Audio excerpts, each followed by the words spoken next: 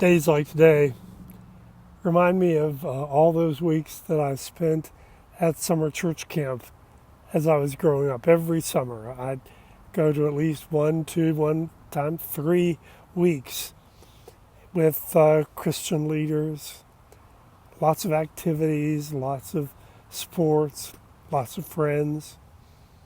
And every evening there would be some kind of a worship service that always concluded with some form of an invitation for our response. We were invited to come forward to some place of prayer where we could make or remake our personal commitments to Christ. It was there that I began to say yes. Yes to being a follower of Jesus. It's captured wonderfully in the second letter to the Corinthians, 2 Corinthians 1, 19 and 20, say, Jesus Christ, the Son of God who was preached among you by Silas and Timothy, is not one who is yes and no. On the contrary, he is God's yes. For it is he who is the yes to all of God's promises. This is why through Jesus Christ, our Amen is said to the glory of God. One translation says, Jesus Christ is the divine yes proclaimed on all the promises of God. I can't point back to any one of those weeks at summer camp that was the number one formative time.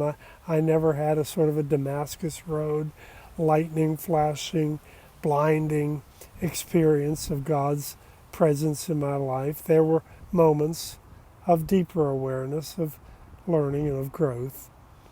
But I give thanks that early in my life, I learned that the word that God has for us is yes. Jesus Christ is the divine yes proclaimed on all the promises of God. I want to tell that to all of these sometimes well-intended folks who offer a Christianity that is angry, filled with grievance, filled with legalism, filled with a burning desire to get rid of someone else. No, that's not Jesus. Jesus' word for us is yes. And then, Paul wrote, it's through him that we say our Amen to the glory of God. When we hear that yes, we say our Amen. It's our way of saying yes to the yes that is proclaimed in Jesus. I can't explain everything about my own journey across all these years since those invitations, commitment services at summer camp, but I can say that I began to learn to say yes. And now I can say amen to the glory of God. Thanks be to God.